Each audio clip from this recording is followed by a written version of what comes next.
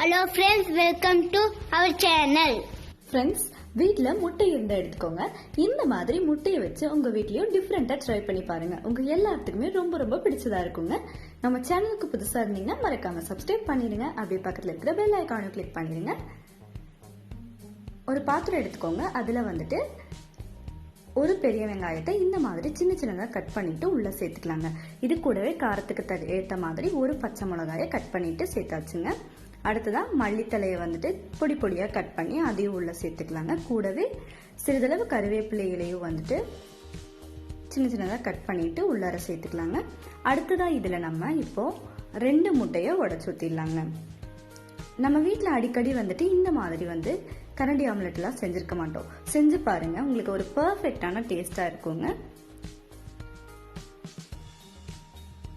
இப்போ இதுல 1/2 ஸ்பூன் அளவுக்கு குருமிளகுத்தூள் சேர்த்துக்கலாங்க. கூடவே தேவையான அளவு உப்பு சேர்த்துட்டு இதை நம்ம இப்போ நல்லா கலந்து விட்டுடலாங்க. நம்ம வீட்டில் வந்துட்டு தோசை கலர் தாங்க ஆம்லெட் செய்வோம். அப்படி செய்யும்போது வந்துட்டு நமக்கு ஒரே மாதிரி டேஸ்ட் சாப்பிட்ட மாதிரி இருக்கும். இந்த மாதிரி செஞ்சு பாருங்க, உங்களுக்கு வந்துட்டு ஒரு டிஃப்ரெண்டான டேஸ்ட்ல சாப்பிட்ட மாதிரி இருக்கும். ரொம்பவே சூப்பராகவும் இருக்குங்க. இப்ப பாருங்க, இது நல்லாவே கலந்து விட்டாச்சு. இது அப்படியே இருக்கட்டுங்க. அடுத்ததான் வந்துட்டு இந்த மாதிரி ஒரு தாளிப்பு கரண்டி மாதிரி இருந்தா எடுத்துக்கோங்க. அதுல ஒரு 2 ஸ்பூன் அளவுக்கு எண்ணெய் சேர்த்துக்கோங்க. இது நல்லா சூடாகட்டும்.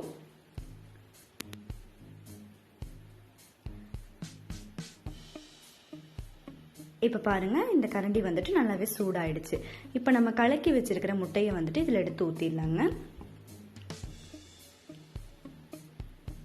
அடுப்பு வந்துட்டு ரொம்ப மீடியம் ஃப்ளேம்ல வச்சாலே போதுங்க. அதை விடவே வந்து கொஞ்சமா கம்மியா வச்சுக்கோங்க. இப்ப பாருங்க, நமக்கு உள்ள எல்லாம் வந்துட்டு நல்லா வெந்து கிடைக்கணும். பொறுமையா வேகட்டுங்க.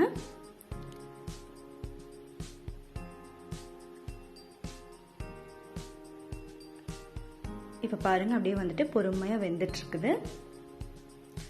மேலால வேணும்னா நீங்க தேங்காய் எண்ணெய் கொஞ்சம் சேர்த்துக்கோங்க, ரொம்பவே நல்லா இருக்கும். இப்ப சைட்ல வந்துட்டு லைட்டா அப்படியே எடுத்து விடுங்க.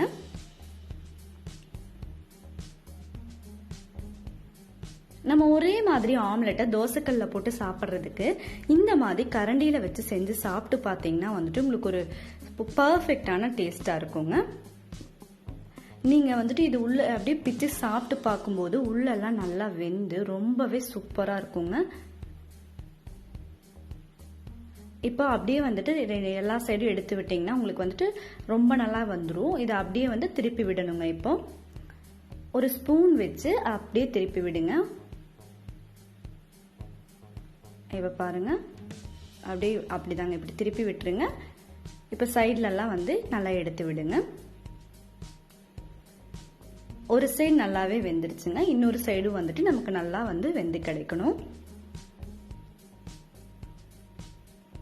இந்த கரண்டி ஆம்லெட் வந்துட்டு பிடிக்காதவங்க யாருமே இருக்க மாட்டாங்க.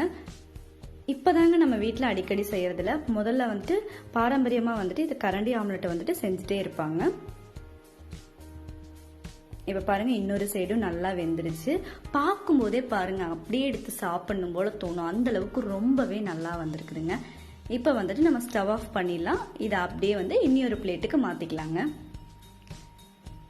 அவ்வளவுதாங்க, நம்மளோட ரொம்ப ரொம்ப அருமையான டேஸ்டான கரண்டி ஆம்லெட் ரெடி ஆயிடுச்சுங்க.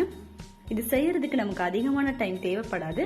ஆனா இதை நீங்க சாப்பிட்டு பாத்தீங்கன்னா உள்ளெல்லாம் வந்துட்டு அப்படியே ரொம்ப சூப்பரா இருக்குங்க. இதை நான் வந்து டேஸ்ட் பண்ணி பார்க்குறேன். ரொம்ப ரொம்ப அருமையா இருந்துச்சுங்க. உங்க வீட்லயும் வந்துட்டு நீங்க இந்த கரண்டி ஆம்லெட்டை மறக்காம ட்ரை பண்ணி பாருங்க.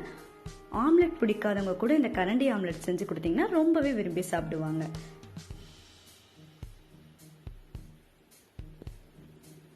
இந்த வீடியோ பிடிச்சா லைக் பண்ணுங்க, ஷேர் பண்ணுங்க, கமெண்ட் பண்ணுங்க.